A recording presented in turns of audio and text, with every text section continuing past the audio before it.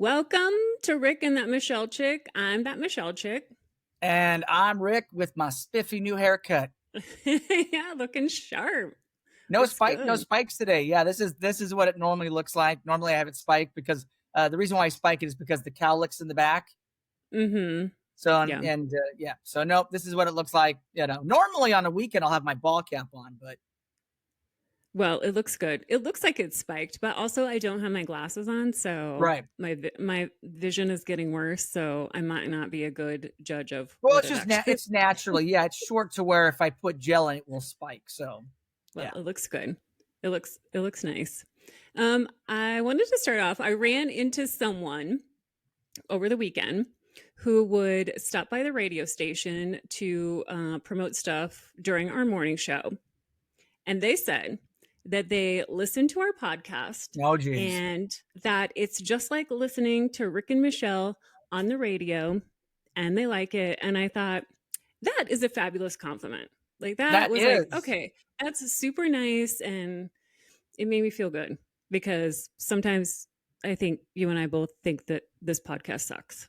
Well, I was surprised you didn't have to get out your checkbook and write him a check. I'm surprised they didn't No, say, "Oh, by the way, that'll cost you $20." no, it was super nice. And the person that said it is super nice and genuine. So I know it's a genuine compliment. So You I'm don't a just say that. liar Right. You know how you run into people and you're like, oh, yeah, we should get because together. remember in radio, it's like, what's the backhanded compliment in radio? Oh yeah, I heard you on the radio, something like that, something that's like, No, you have a face for radio. yeah, well, that's a good one too. But normally it's like, oh yeah, I've heard you on the radio, but not like excited, not enthusiastic about it. Just, oh yeah, I've heard you on the radio. Yeah. So I wanted to start off with that positive, happy accolade. And also, I am super excited. Taylor Swift announced her 12th I saw album, this. Yeah. The Life of a Showgirl. Now, there's no release date yet. Like, I haven't seen anything. I just saw that she made that announcement, but I haven't seen a release date. Of course, you know that I'll be annoyingly talking about it until there is one. So there is that. There's the pre-sale. There's the pre-sale going on right now, and then they said that people would get the album by October, the 1st of October. Right, but there's no like official release date. And there's a countdown saying, clock right now too. So there's a countdown clock on her website. So is she going to drop this thing do a Bieber or a Beyonce and drop this thing sooner than you expect too? That's what everybody is speculating. So anyway, I'm super excited. I'm curious because, she's been in a great relationship for years. So I'm curious what the songs and the album are going to be, because normally she's writing about broken hearts and, that kind of thing. So I'm really curious to see what it's going to be about. Maybe some positivity. Maybe that's, I mean, she does have positive songs. I did see the clip where she's ready to go on the podcast. Now, I don't know if it was scripted or not, but it was a cute little thing like, oh, your eyes are blue. And I like your pullover or whatever. She does look like she's genuinely in love. There's no doubt about that. Because she's got that little girlish giggle that going on, and cuckoo eyes or whatever, gooey eyes or whatever. So, and he's of course. I'm sure. I don't know who traded up in that relationship. I'm gonna think he traded up in that relationship. That's just. I think he did. I think he did. Honestly, yeah. I've always made the joke that somebody's the ugly one. Yes. Yeah, it's got to be 40-60. 40-60 easily. 40, and he's he's a good looking dude, but she's Taylor Swift. She's right. Taylor Swift. Yeah, no one can compare. So yeah. Well, I will give you. It's so funny is I will give you a quote from Mr. Dave Edel, who is married to an 11, Sarah Edel, and I don't know if I'm going to get in trouble for saying this, but Dave Edel once said, because I know Jack, our buddy Jack, was like, "Oh my gosh, Sarah Edel's the most beautiful, blah blah blah." And Dave Edel looked at Jack and said, "Hey, here's the deal. I don't care how beautiful somebody is. There's somebody sick of their shit." Yeah. So that's so true. That's a great quote. Is like, I don't care how attractive they are. There's somebody out there that's sick of their shit. Which is probably why I love watching the Real Housewives franchises because these women are beautiful and have money and successful, blah blah blah. But there's somebody that is sick of their shit. And that was Dave Edel. No matter how beautiful they are, somebody's because Jack for Jack, Sarah Edel's his like dream woman. His dream woman, and Dave's married to her. So it's like, and he's like, yeah, that was just a great quote one day. Yeah, someone's sick of her shit. That's hilarious. I'll get in trouble for that now, but then I even dropped real names, so I'll get in trouble for that later down the road. Yeah. Yes, because my daughter Shayla was like, you guys need to stop using real names and locations. You're doxing people, blah. Which that's a good word, doxing. Oh, now okay. Yep. Ooh, yeah. Which now so now when she comes home and tells me something, then she goes, you can't talk about this on your podcast. You can. So I'm like, great. Anyway, okay. Well, I was thinking about a favorite memory growing up, which was Sunday dinners at my grandparents. And I spent a lot of time with my grandparents, which they definitely were more stable than my parents, obviously. Either my grandma would cook something or everyone would get KFC. So the bucket family meal, with the mashed potatoes, gravy, the coleslaw, the biscuits, everybody would fight over all that. But then sometimes we would get the parfaits as a treat. Do you remember them? Yeah, of course. Like the chocolate, the strawberry. Was the other one lemon? There's my favorite of the parfaits is the strawberry shortcake one. Yes, mine was the strawberry and the chocolate. I couldn't remember the third one, if it was lemon. There's a third one, but I think, for me it was, I didn't never have the chocolate, but I had the strawberry parfait. Yeah. I mean, I could be wrong. I don't know if the third one's a lemon. I don't remember. So I looked to see if KFC still had them. I mean, obviously they don't, but I was curious because I'm thinking in my mind, I'm going to go get a parfait from KFC to have that little nostalgia moment. Yeah. But they don't have them. And I was super sad. I figured they wouldn't have them. I haven't been to KFC in obviously years. But I would really love for them to bring it back. You know how McDonald's brings back the McRib for a limited time and everybody goes crazy. I mean, come on, KFC, get on board and bring these back for all of us Gen Xers that want to relive our childhood eating the little parfaits. So what food would you want brought back from your childhood? Either from like a restaurant or... Off the top of my head, there's three items that I think about. Dang. Number one, my foster mom. Remember, we lived on the Grand Round River, and we had the Bogans Oasis, which means I lived in a restaurant. So trust me, three meals a day were excellent because my foster mom was an incredible cook. But she made, and this is why it's always been my favorite food, she made the best hamburgers. Mm. So to me, I've never been able to replicate the hamburger ever, even at home. I'm like, I can't replicate the burger. And then one day, interesting enough, on Megan's electric skillet, I cooked a hamburger and I had never used it before. And I went, oh my God, there's the taste. And so it was the electric skillet. So my mom had this giant, I didn't realize it for the restaurant, but it was a gigantic electric skillet basically. But I kept trying to grill it or, in a pan. Not realizing it. And she had, and she cleaned the electric skillet with this giant brick. There was a charcoal brick that you would buy and you would clean the grill with it. So, I mean, it's a restaurant grill, So that's where that taste came from. So that the hamburger being number one.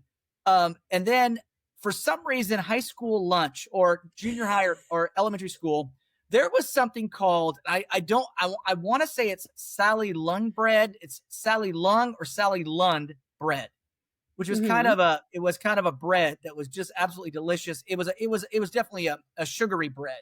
Have you ever heard of that at all? No. It has some sugar on top. It's a bread, but it's called Sally Lund. I've looked it up and I think it is Sally Lund bread. I've never made it. Is it an actual brand or just a recipe? It's a recipe. And I've never tried to duplicate it. But for me, if you're talking about school lunches, that Sally Lund bread, I always loved having that. And then my final thing that I'd love to go back in time, I've tried to replicate it. I did not have the recipe, but my foster mom also made this thing called the Impossible Pie. So the first layer was a graham cracker crust. Then it was like a layer of cream cheese, then a layer of pistachio, then a layer of whipped cream, and then you had almonds on top. And it was called she called it the Impossible Pie. I've seen variations of it.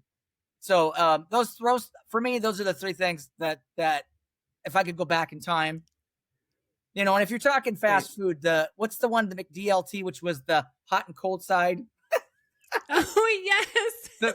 Yeah, that was my I think at one sitting I ate 3 of those when I was like 18, 19 years old. But Oh yes, it my had the hot gosh. and cold side. This Yep. and Yep. of course the environment killing styrofoam. Yes. Yep. Yep.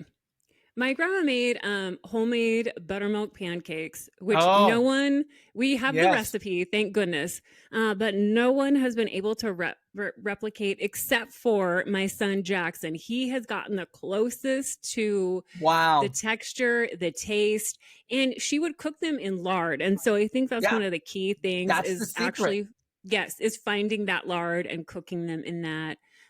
So yeah, Yeah, I yeah, remember that my foster mom at the restaurant had she had the grease that was left over was always in like the bacon this grease. thing, and then she had lard. So Yeah. that's a good point on that. Makes food taste so much better because she did apple Yes. pie. She did all these different things that she would cook, and Yeah. the food was so good. Oh, good! It's good Yeah. to know it was all fattening and gonna kill you, Yeah. but Yeah. but it was delicious. There's there was it was the food was always good. And then have you ever so also my mom would make sourdough pancakes. Speaking of pancakes, sourdough pancakes and Ooh. beer pancakes. No, but that That the sourdough, I love a sourdough bread. I am a sucker, okay. so that Well, sounds try that amazing.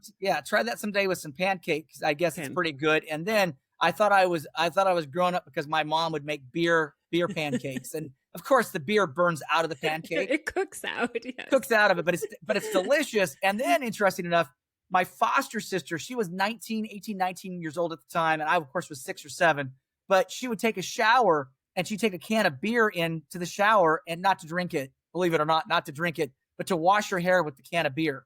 Oh, Yeah, yeah, it that's was odd. apparently it was I've something in never this heard of that.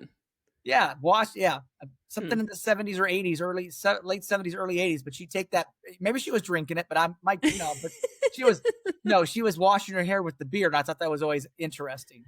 Well, I just discovered a couple years ago that there is a thing called the shower beer where people take a beer into the Oh yeah. shower to drink. And I did not know that until a few years ago. Like I Now was I've heard of oblivious. that too. Yeah, I've heard Yeah. of that too. And I asked my foster sister Kathy about the beer and the hair. She goes, "Yeah, unless you go and wash your hair with it." I'm like, "What the?"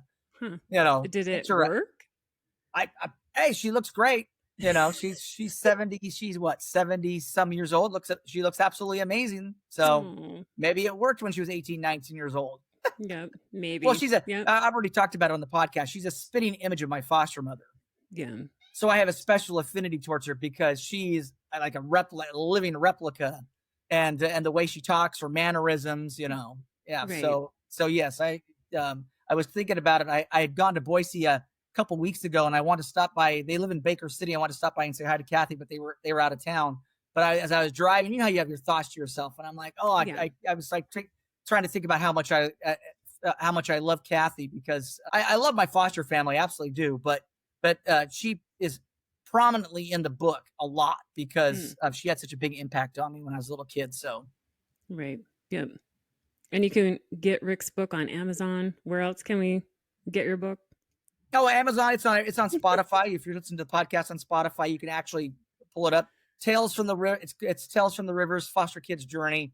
It's a quick read, hour and a half, as my son said. It's an hour and a half read. It's 80, 90 pages, and you'll breeze right through it and all these great stories, which you already hear on the podcast anyway. But I didn't talk Yeah. about foods or any of those different things. Oh, you didn't in the book? Oh. No, none of that stuff. Oh, I do recall too. So now when my dad came and got us again in 5th grade, my dad was a transmission mechanic and my stepmom worked for the States. So they were often late from work. Like they'd get home at 6 or 7 o'clock at night. And for Right. us kids, they would get this gigantic bag of burgers from this place called the Riverside Tavern. And they were the best burgers, because my dad always has to be at the bar. I mean, he just always has to be at the bar. So, Right. but Right. a bag of burgers. Yeah. All right. I watched a movie over the weekend. So let's switch gears. I'm going to switch gears on you. And I bawled on and off throughout this movie, and I didn't expect it. Okay. So the movie is called Bob Trevino Likes It. It's on Hulu, and it's starring John Leguizamo and yeah. Barbie Ferreira. Hopefully, I didn't butcher her last name. I apologize if I did. So I'll read you the little synopsis. The film follows Lily Trevino, a young woman who, after being abandoned by her father, forms an unexpected online friendship with a man, Bob Trevino, who shares her father's name. The film explores themes of family connection and healing through an unlikely bond between Lily and Bob. The film is inspired by a real life friendship that the writer had, and the film also won 2 awards at the South by Southwest Film Festival. Now, I had seen John Leguizamo on The View a while back promoting this movie, and I only knew a little bit about it. I didn't think it was going to make me like cry all throughout the movie, um, but I think it really hit home with me because the relationship Lily has with her father that abandons her. Because that relationship is based on what he wants and needs, like what he can get from Lily. So there's a scene, I don't want to give too much away. There's a scene where after he had not been talking to her for a long time, he just like calls her up and he's acting like nothing has happened, and then he wants to meet her, and then when they meet he pulls out this list and it has everything he has spent on her, including like diapers and baby food. Wow. And I'm and I think that's part of where the movie really hit home with me, is because I've had like similar experiences with a parent where they would point out how much I would cost to raise, and now I owe them. That's crazy. And so, yeah, I did not expect to be like crying on and off throughout this movie, but it really, just that relationship between Lily and the father that abandons her and just how he treats her is just, I think, was so similar to a lot of the things that happened to me growing up, that's really what connected me to this movie. It's a great movie, I think, so you should watch it. I don't understand. Like, you make up a great point. Logan and I had this conversation all the time. Because he's always like, "Why'd you bring me into this world?" Because he's so angry at the world these days.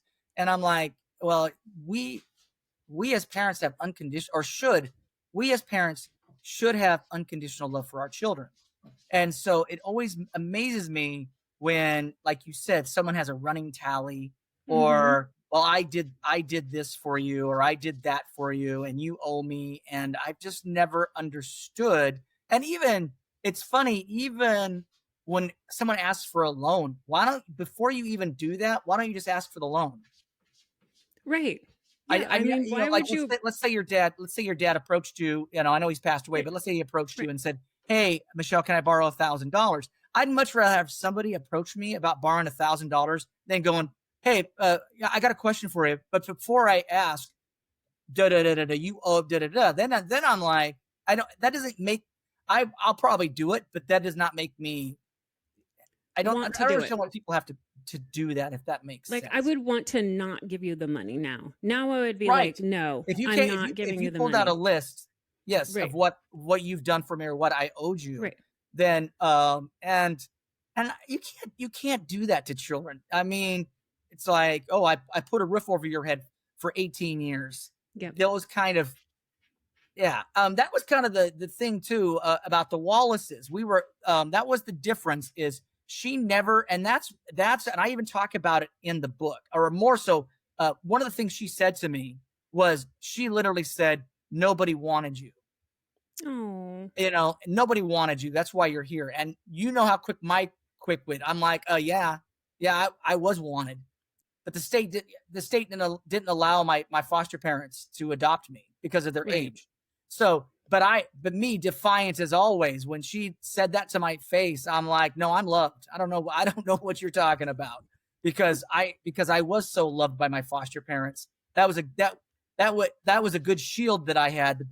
And Karen every single day said, "You're an arrogant child. You're never going to make it in life. You're never going to be successful. You're a smart ass. You're smug. You're and I do realize in my youth, I did use, it's hard to describe. So for me, when we talk about comedy or humor, especially in my radio career, I'm a huge fan of self-deprecating humor, which I discovered through Bob Hope, which I thought was always amazing. Bob Hope, because he would always make fun of himself, not the audience. The audience is brilliant.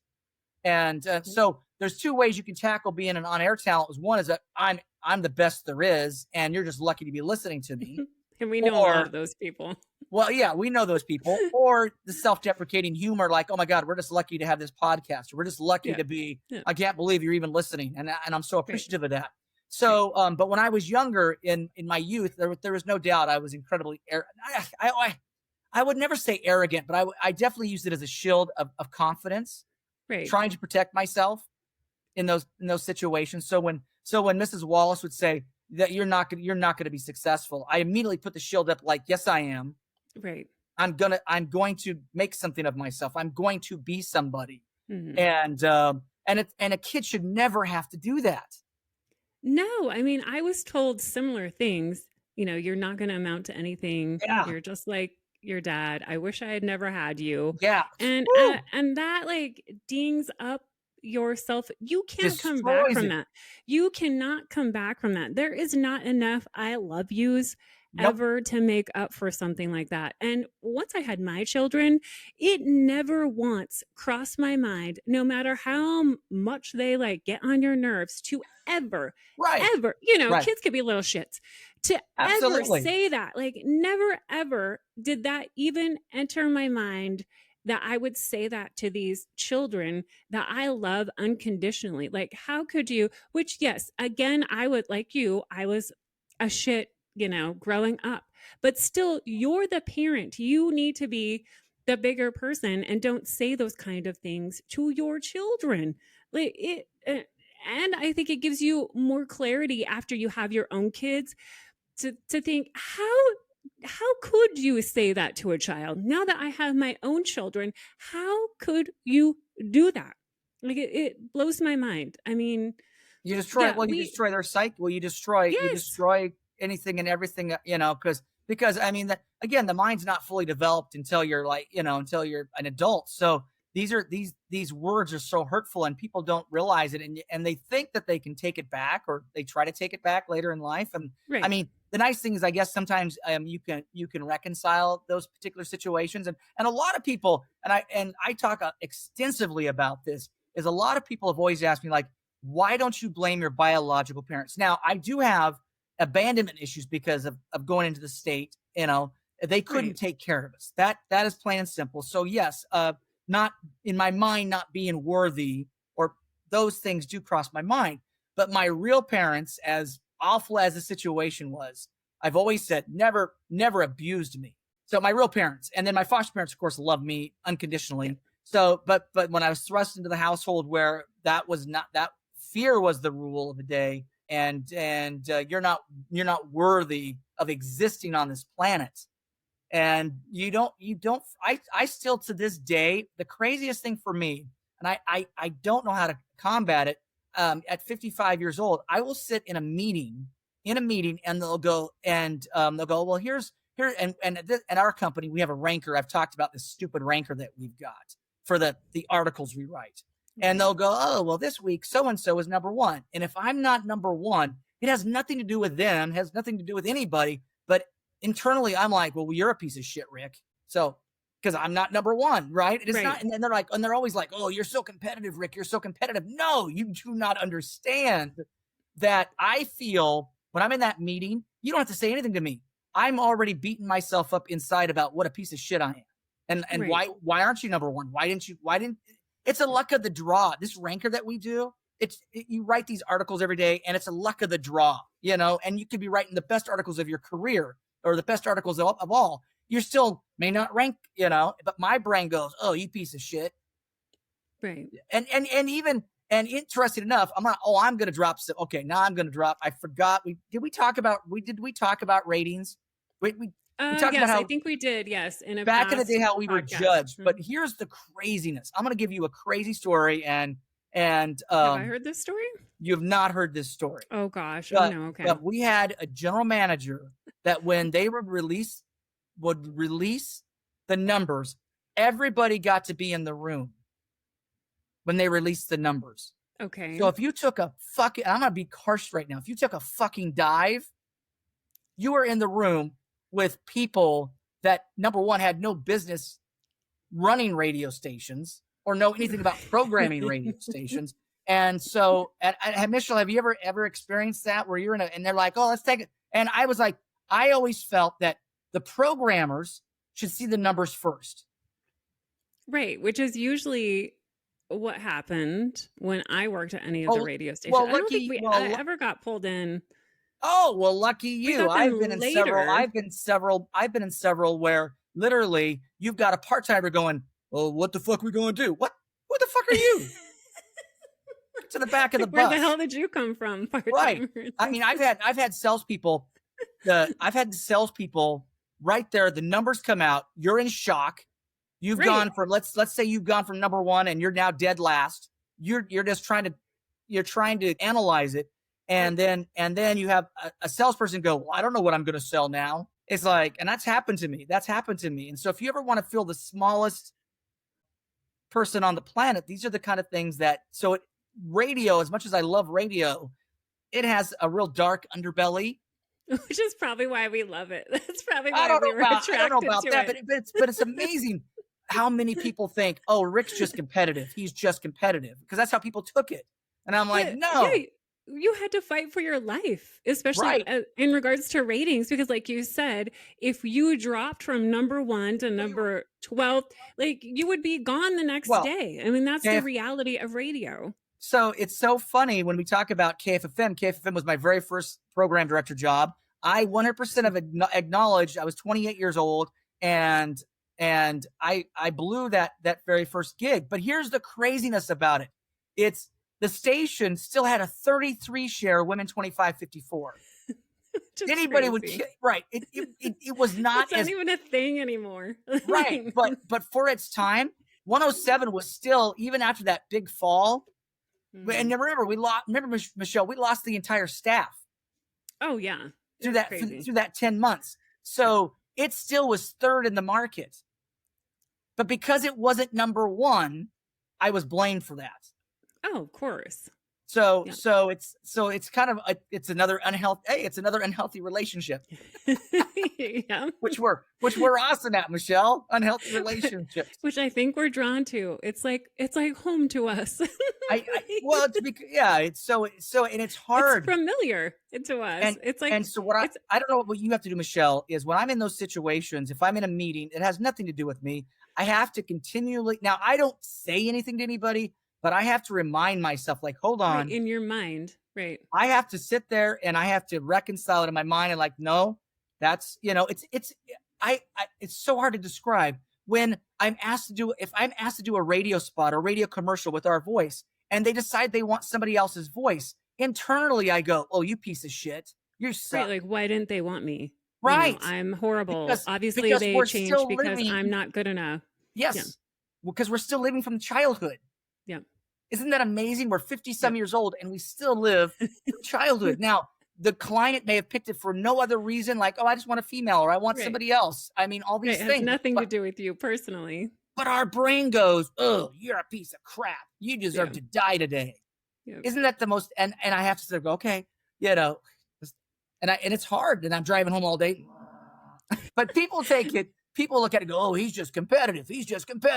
No, it has nothing to do with being competitive. It just has, I want to do, same as you, Michelle, there's a standard because of the abuse that we have in our brain about who we should be or what level we should be at. Right, but it's unattainable. Like, of course always it's going to be this unattainable, unrealistic thing for us.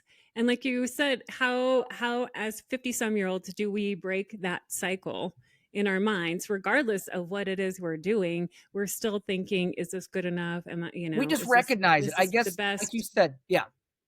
But it's so funny is that it stings no matter what. I can't turn it off. The nice thing at middle-aged or 50-some years old is at least I recognize it. Mm-hmm. Right. I recognize it and I get over it sooner or quicker, but it still stings and I still get upset about it.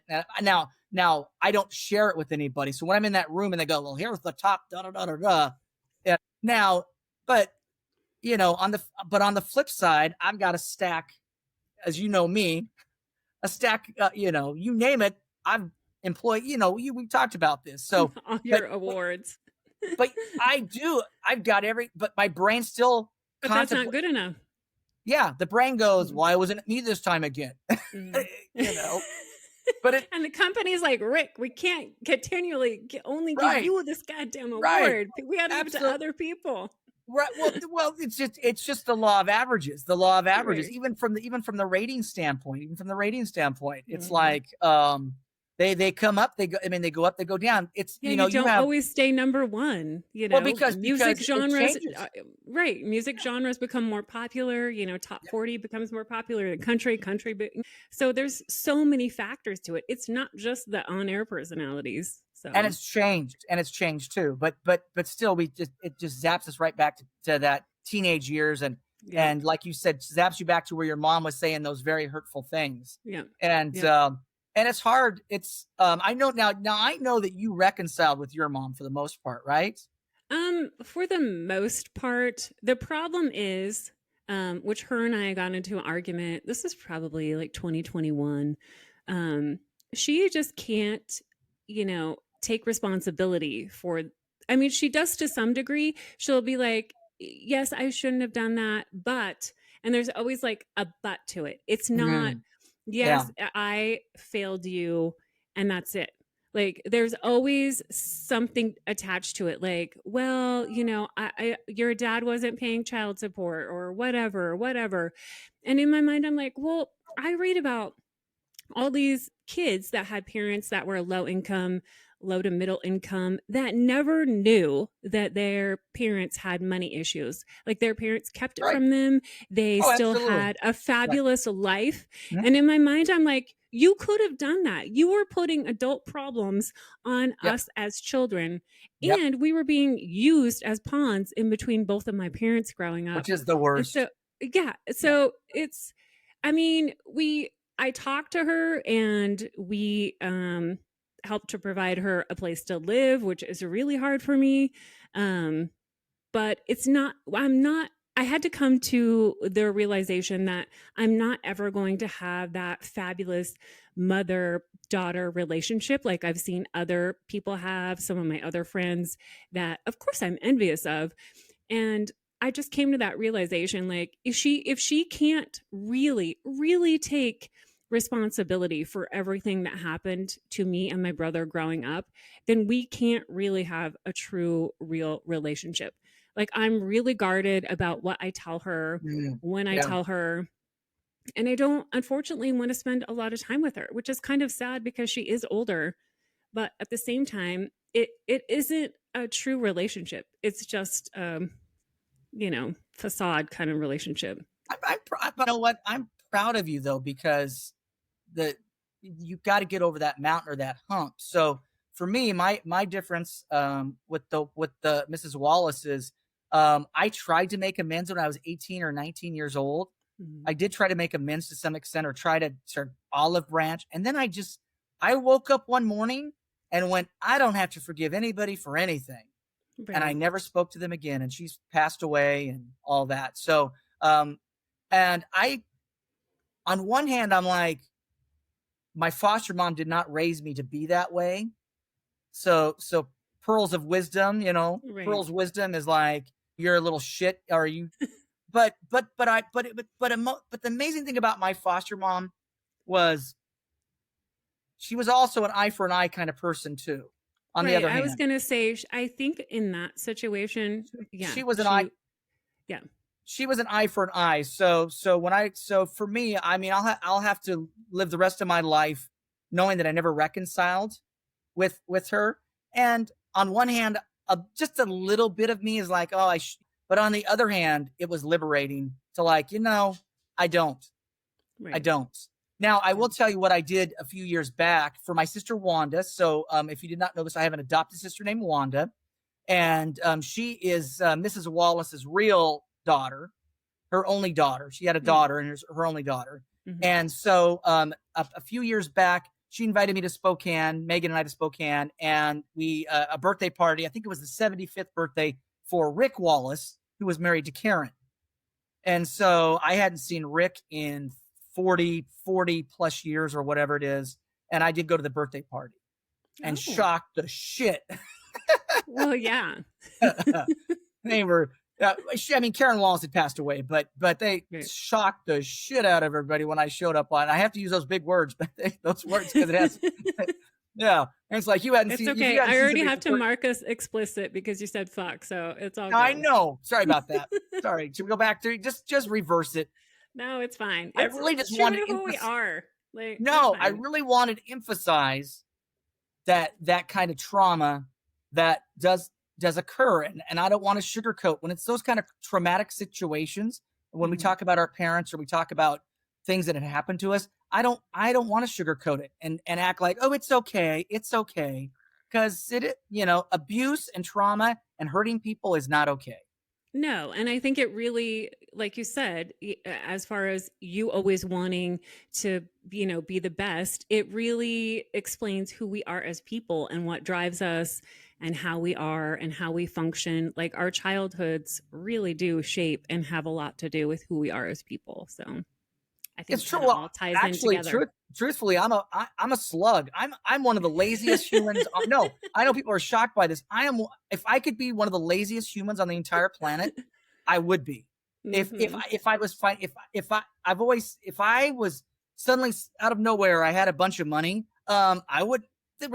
I look at Taylor Swift, or I look at football players, or I look at movie stars. I'm like, once I got a $20 million dollar payday, Audi, Audi. Right. You just be I'd be like relaxing. traveling the world and going to see all Right. these things I had never seen. I mean, these are because we grew up poor, Michelle. So to Yes. me, Yeah. seeing the world or not working Hmm. is the dream. It would be the Right. dream. So I always laugh when and I laugh our good buddy Tom Reddick. Remember Tom? Rest in peace, Yes. Tom. Tom and I used to do mornings many years ago on the Bull. And I remember Tom one time says, "Oh, well, if I won the lottery, I'd show up the next day." I'm like, "No, you wouldn't." He's like, and he says, "Yes, I would." I'm like, "Oh," I said, "You," and then you would take one order from somebody and quit. Yeah. Hey, Tom, can you do this commercial? I'm a multimillionaire. Nope. I In mean, my in my mind, I always thought it was the dream of winning the lottery, especially yeah, growing up poor. You always have those dreams and fantasies. My thought was I was going to buy the radio station yes, and then yes, be the yes, boss of everyone if I won yes. the lottery. That Right, was my goal. right. Now, see, now that I can, because to me it's like you and I love the '80s or whatever. So to me, it's Mhm. like, yeah, if I had enough money, yeah, I'd buy a radio station and it'd be Mr. Duran Duran, Toto, Genesis, and all my favorite music, and it doesn't have to make any money because I'm already a multi-billionaire, Right. right? Yeah. Who cares? Just Yep. like WKRP in Cincinnati. It's like I'll play whatever Yep. I want because it's my radio Yep. station. Yep. But yeah, so we have those little dreams like that. But Mhm. yeah, if someone dropped, I never understood I mean, God bless you. They love but I think we love what we do. I do love what I do. Right. I absolutely love radio. I do love radio. So I'm Mhm. not saying I wouldn't continue it, but boy, I mean, Your I mean, not self-esteem? sure. No, it wouldn't because you would just go to the next job. Say you're like a car salesman. I know that's a horrible analogy Yeah. or a horrible job for you, but if radio was gone, there's no radio Yeah. stations, no live DJs, and you had to go work and you were a car salesman, you would still be like, I'm gonna be the best. I'm Of gonna sell the course. most cars this month. It is. You It still I take that think with you. It's I who think you are.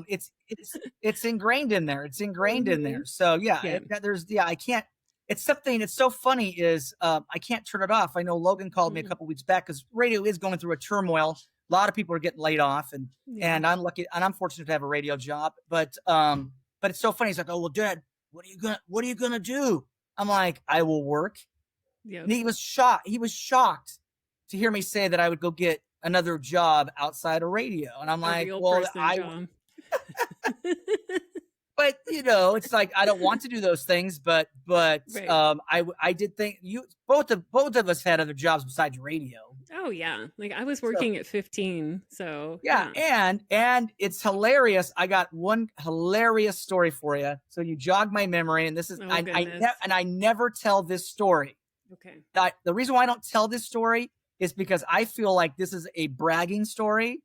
And Oh. so it's one of those stories that I never tell because it's like, oh, what an arrogant little shit. So I will tell this story one time and one time only, okay? So Okay. here's the deal. When I was 16 years old, I could not get a job to save my life. I put in a ton of resumes all around Clarkston and Lewiston, and I couldn't get a job. Finally, my buddy Eric, and his dad's name was Bill, and he was the manager at Pioneer Pies in downtown Lewiston, which is kind of like a family Pioneer restaurant. Pies. Oh my gosh. Yeah, Pioneer Pies. So think of it like Sherry's, think of it like a Denny's. Yes, You know, it's a family restaurant. Yes. Yeah. So he says, well, let me see what my dad can do for you. So I get a call, and they're like, come on in for an interview. So I go in for the interview, and the manager's name is Steve. He looks at me and goes, okay. He goes, do you have a white shirt? Yep. Do you have some black slacks? Yep. Do you have some shoes? Yep. He's like, all right, well, report on Monday. This was like a Tuesday of a previous week. It goes, report on Monday, and you'll start out as a dishwasher for Pioneer Pies. So I said, okay, great. Anyway, I get home that night. At this time, I'm living with the minister, and it's my senior year of high school. And I get a call that night, and Steve goes, hey, we need you to come in and work. Can you come in and dish tonight? Just start early. I said, yeah, absolutely. So I dished for a couple nights. I dished like Wednesday and Thursday nights. Steve came to me and he goes, okay, here's the deal. He goes, we're going to put you out on the floor to be a busboy. And I go, why? And he goes, well, you're just too fast doing dishes. You're just so quick. You make the other dishers look pretty bad. So he put me out on the floor to be a busboy, right? Yep. And busboy cleans the table, it's basically subservient to the waiters, to the waitresses. There's only waitresses there. So you get their table cleaned as quick as possible, get people moved in and out, right? So that Friday and Saturday, I zipped around, busboy, doing whatever I could to help out. And on that Sunday night, I get a call from Steve again. He goes, okay, yeah, this is not going to work out. He goes, here's what we're thinking. We think you should be a line cook. Oh, my goodness. Not a busboy, not a dishwasher. So the day that I was supposed to be hired as a dishwasher, I went in as a line cook at Pioneer Pies. You've already gotten 2 promotions. Yes, I am 16 years old. This kid cooking at a family restaurant like a Sherry's and Denny's, insane. And they put me on the line. Now that was you want a hard job. Oh yeah. All three of those were hard jobs, no doubt about it. And then it was interesting enough, about a couple months into it, my buddy's dad had gotten fired. So, and it was another guy Mark was now the manager, and Steve had told me that he did not want to hire me at all. He was forced to, because so Steve oversaw the dishers. This other guy oversaw the waitresses, and then Bill oversaw whatever he oversaw. And so he was forced to hire me by Bill. Bill said, hey, when this guy comes in, you're going to give him a job, whether you like it or not. Oh. And so Steve, the manager, took it as an offense of, I'm being told to hire this kid, this 16-year-old kid. Well, he said Bill was gone. So then I'm on my own accord. And so what goodwill I did and all that, I built on my own. And then it was funny was a couple months into it, they came to me and said, hey, here's the deal.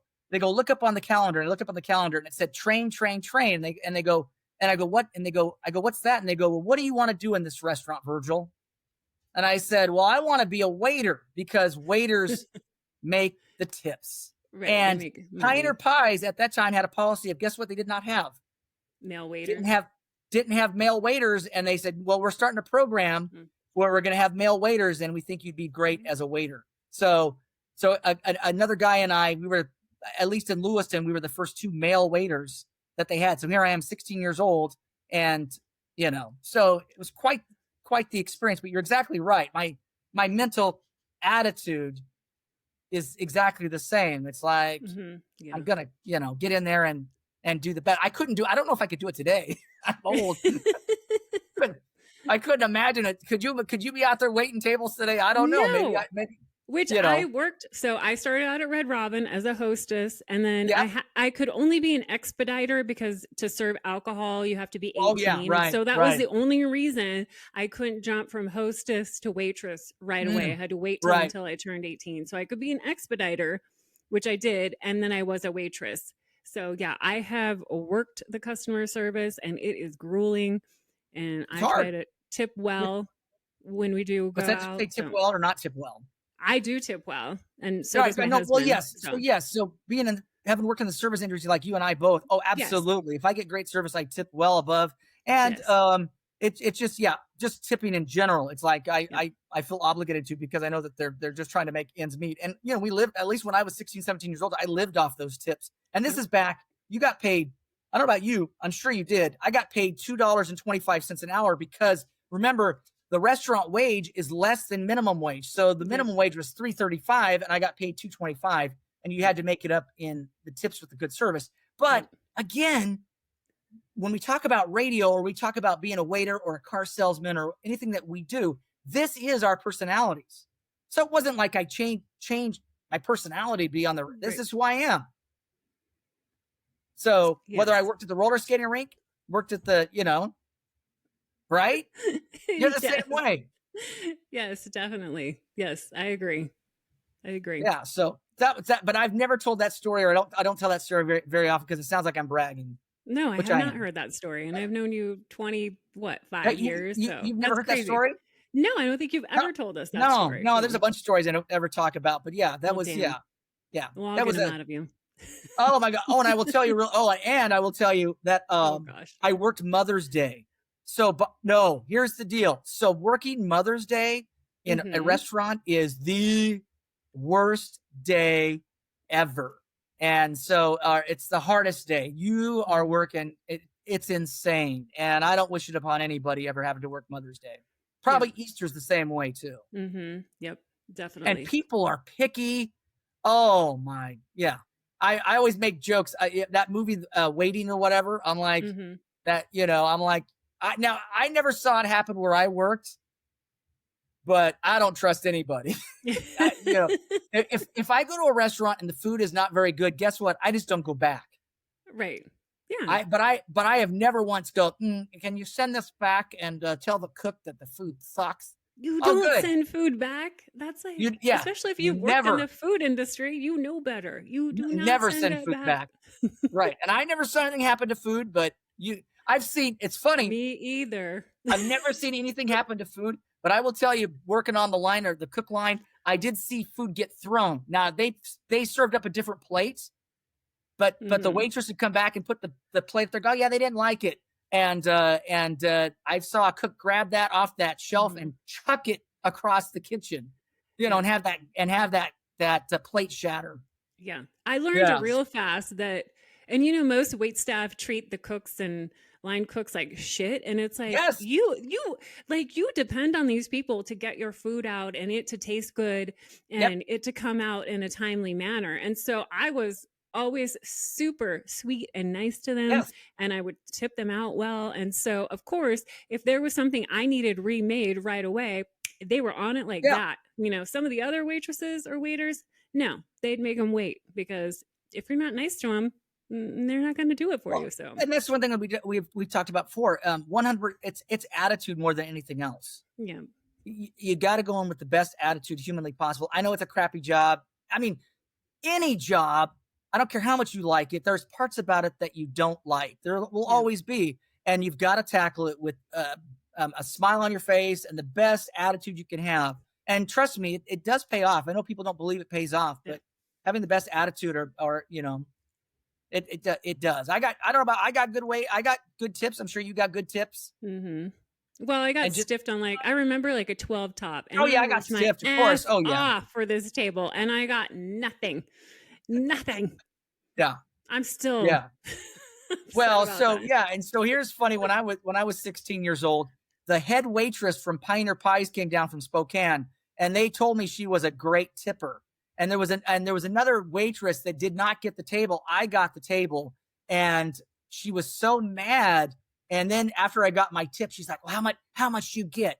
Now this was back in 1988, and I said, "Well, I got $15." And That's really that good wait, back then. yeah, that waitress, she went, "Shut up. She couldn't, she's like, "You're just a kid. You're just a kid." Because I was 16. I mean, Right. I Yep. look back, I'm like, man, I can't believe I'm 16. I'm on the line on, all these things I'm doing. Yeah. That wouldn't I don't think that happened today, would it? I don't I know. don't think It was a so. It different era. might. Who knows? Yeah, it was. Well, since we're on track of money, I do want to talk about this before we run out of Yeah. time, because we're already, in like what, four to This is a five good minutes so topic you far. got coming up. Yes. So I wanted to ask you if Logan, did he get an allowance growing up? I don't know. He got money. I don't necessarily think he got an allowance. I don't think he did. I'm sure your kids did. My kids did not. Oh, They had that's chores, surprising. and they were expected to get them done, get their homework done before they could do anything else. So if they wanted to play on the computer, video games, Right. whatever. My thought was the reason they didn't get an allowance. My thought was you are part of this household, and they wanted for nothing growing up. Right. So Oh, and I know we bought now. I them know that. Yeah. whatever. So they didn't need an allowance. And my thought is, when you're an adult, you're not going to get paid to do your own goddamn dishes. So There you go. There's the explicit language. Good. Yes. So I bring this up because there is a dad who takes rent and utilities. I just read this story out of his 6-year-old's allowance. Now she gets, I think it's $5. And then she can earn extra money for good behavior or doing things without having to be asked. And then she gets paid every month, and he takes out 20% for rent and utilities. I mean, they do save that money for her. Okay, well, that's good. For down the road. They're not just taking this money from a 6-year-old and then spending it or whatever. But he believes that this is going to teach her with the cost of rent and how it is to be an adult and manage your money. Which I see where he's coming from, because not a lot of these actual life skills are taught in high school, like budgeting, taxes, all that kind of stuff. So I wanted to see what your thought was on this little 6-year-old having to pay rent and utilities. So here's the deal. And I've talked about this a lot. It's actually in the book. It's probably one of the number one things in the book. And my son 100% disagrees with me on this. So for my foster parents, I got $1 a week back in the day for doing chores or whatever I was going to do. So my foster mom would take 50 cents out of that dollar, 25 cents for birthdays and anniversaries, and 25 cents for savings. And then 50 cents, I was able to go buy a comic book or a candy bar or whatever I wanted. Now, remember, I'm 6 or 7, 8 years old, right? Now, there was other chores around the house that I could earn extra cash from. And so one of the most incredible gifts that my foster mom gave me was money management. Mm-hmm. So when we went to Disneyland, she had me save $20, and that was like the biggest amount of money ever. So when I went into a store as a little kid, I went, oh my gosh, I want that. And my mom would go, well, Virgil, you've got your own money. Well, guess what? I never spent at Disneyland. Your own money. Now, trust me, looking back, Disneyland cost a lot more than $20. Mm-hmm. So even back then. Yes, back then. So there was those little lessons. Now I'll tell you that there's two sides to the story. So when I was about 13 years old, my foster mom came to me and said, hey, by the way, Virgil, here's your bank book. Here's all that money from when you were 6, 7, 8 years old. And it was like $200. Oh, nice. And guess what? And then the minute I had that money in my hot pocket, guess what I did? You spent it. I spent it like a drunken sailor. Now, on the flip side, let's talk about the Wallaces, which I talk about in the book. The difference there was they would take our money, and if we went and mowed lawns or if we pulled weeds, they would take our money and they never gave it back. Oh. So you've got two flip sides to every story. So on one hand, yes, did I learn fiscal responsibility from my wonderful foster parents? And I learned how to save and be prudent with my money and different things. Absolutely. But on the flip side, I had a set of parents that whatever money I brought in, they took. That's horrible. And they never gave it back. Hence the reason I left when I was 16. I left. So, I mean, I did leave. I'm like, no, if I'm going to lose my own money, if I'm going to lose, I'm going to lose under my own. If I'm going to lose, I'll lose under myself. So right. I like this idea of what the guy is saying. And I like that it says, well, he's going to give the money back to the kid later on. So yeah, I think that's I don't know if I would use at 6 or 7. I don't like rent and utilities as the thing.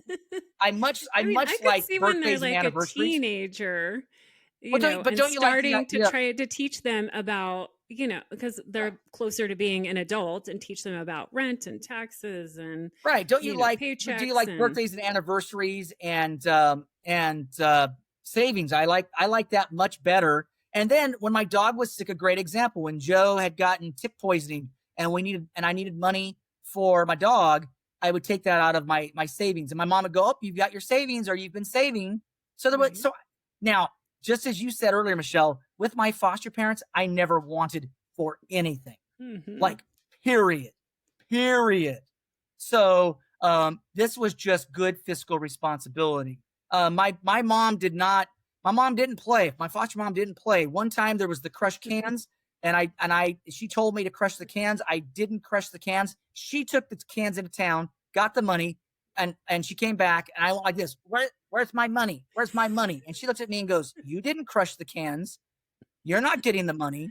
Yeah. So those were the little lessons that I was taught, but everything was backed with love. Right. Now, at the time I cried and threw a little fit like every little 7-8-year-old does. Right. But yeah, so from my point of view is I don't like rent and utilities. That just seems so, that's for, like, I don't know, when I don't like that. I do like. It's 6. Like, let them be a kid as much as possible. I understand trying to teach them fiscal responsibility, but also let's not put adult stuff on children. Logan got upset. He's like, because, and I told him, Logan, he's about to speak out against my foster parents. And I said, whoa, gold standard. You don't get, you don't. And I said, you don't understand is, even if I put money away for a toy for somebody's birthday, not my own birthday, but somebody's birthday, trust me, that toy costs more than the 25 cents a month. My mom paid the difference, or even if it might have been a $10 toy and I put $1 in. Right. It still was the responsibility of doing what you should be doing. But remember, she was the type of woman, my foster mom was the type of person that you wrote a thank you card. Mm-hmm. If someone sent you a present, if anybody did anything nice, you wrote a thank you card. Mm-hmm. And that's what I would make my kids do. They hated it, but right. Yeah, I would make them do that. But those values, those morals, I think are gone. I mean, I think those things are gone. I mean, yeah, nobody writes thank you cards now. Right. I mean, right. Not for anything. Not even for wedding gifts. Yeah, you can send an email and different things like that too. But I mean, but that's a lost art in terms of sending a little postcard saying, "Hey, thank you for the present. Hey, thank you, Aunt, whatever, for the present or whatever." So I'm with you, at least. Okay, I think there's better ways to do it than rent and utilities. So I'm curious what you think about that, because to me, it's like, I think you could do birthdays, anniversaries. I think you could do savings. Right. Which I grew up, we talked about this on another episode with parents that were not fiscally responsible. So they were not good with their money. They take it, I bet. Well, I mean, if they probably could have, which I started working early so that I could pay gas and car insurance and buy my own clothes, because that wasn't something that was available to me from my parents. And so I think the flip side is I probably spoiled my kids a little more because of how I grew up, if that makes sense. And of course they wanted for nothing basically. And so, but we tried to find that balance to where they weren't overly spoiled, which is really hard to do. But still not make them have to be adults because at a young age, because I had to. And so I think I really, tried to shield them from that. And so that's probably why they didn't have an allowance or have to pay for things or, whatnot. And thankfully, as adults, they, got financial advice from my husband, and they have great credit scores, and they learned, once they were over 18, and they're all pretty frugal and smart with their money. So thank goodness. But not all kids are like that, especially ones that grow up and get whatever they want. And, life is, not reality to them growing up. And they think that when they're an adult, money's just going to magically fall out of the sky like they did when they were growing up. So, I mean, I probably did them a disservice to some degrry, but there is a reason behind it for me. So I think you and Jay actually have done an incredible job. I think this is something I don't think we've talked yet about on the podcast is, maybe we've talked about it a little bit. I remember that our good buddy, Jammin' Justin, he was driving an Escalade at 16 years old. Right. Right. And he came from money. Right. Like, his parents just did. could afford it. No, so he ate it out back, and he had an apartment and all these different things. Now, and at 33, he's an commercial airline pilot. Wonderful. Right. No, Right. these are all wonderful things. But he got a head start, if that makes sense. Right. So do you feel because of the hard work Jay has done and you have done that your kids, and you're very fortunate. No, they're all smart. So, but do you feel, no, they are all smart. So do you think that they luckily got a head start? Like if you were your parents dirt poor, or I think your kids would be totally different. What's that? If they came from not like upper middle class, is that what you're saying? You've done an amazing job in educating them, and I think you've done a really good job with that. I'm thinking, but I'm curious, did you ever think that your kids might have turned out differently if you did not have the advantages of what you have today? So let's say they would be spoiled brats. No, I'm not. No, I think that I think they could. No. I just think that they'd be coming from further behind, if that made sense. Oh yeah, if we didn't, like your kids had choices of what colleges to go to. Yes. Yeah, I mean, they basically picked which one they got into, the one that they really wanted to get into. Thank goodness. Right, little things like that. Not to say they didn't. Now, don't take it out of context. Not to say they didn't work for it or work and not smart and all these different things and grades and all that. But you and I both know that there are great kids with great grades who never get those opportunities because they're coming from poverty, if that makes sense. Right, and if we were poor or lower middle class, whatever it was, because of how I grew up, I think I would have been like, the parents that I've read about where they hide it from the kids, because I know as a child having that burden put on me that, like I don't have enough money for rent, I don't have enough money for groceries, whatever it was at that time. That is an adult worry that you're putting on a child. And I would have really tried to shield them from that as much as humanly possible if that's how, our finances would have been for them growing up, and, would have tried to make the best life possible for them with as little money as we would have. And so that they wouldn't know that we were struggling, to make ends meet. Like I would have really gone out of my way to make it so that they didn't know we were struggling, but that's because of how I grew up. So, I mean, I'm not a giver like my mom because of how I grew up. So we did that for Logan and Logan and I've had this conversation. He's like, everything is just handed to you, Dad. I'm like, no, I don't understand that way of thinking, because there was a year and a half where I was part-time in radio and making $5 an hour, and we were on the food stamps, and Logan was just born. And there was a lot of different things going on, and it wasn't. And I worked we've talked about the DSHS. I worked 80 hours at $5 an hour. That does not equate to much. And they said, "Well, you still qualify for food stamps. That's crazy."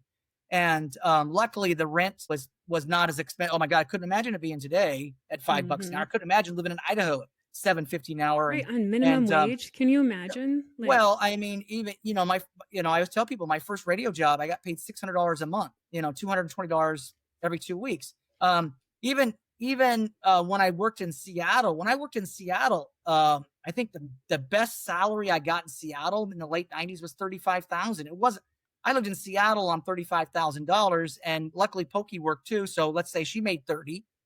So you're still $60,000 in Seattle, which you couldn't even do that. I mean, I'm sure you couldn't even do that today. No. So but Logan never saw any of that. Like he never saw that. He always had those. Now, sadly, I've never been able to go, hey, son, here's a complete ride for college. I mean, now I would have done my best to help him out. But to me though, and I know you would have done the same thing too. You would have had, your kids could have lived with you and gone to Yakima Community College.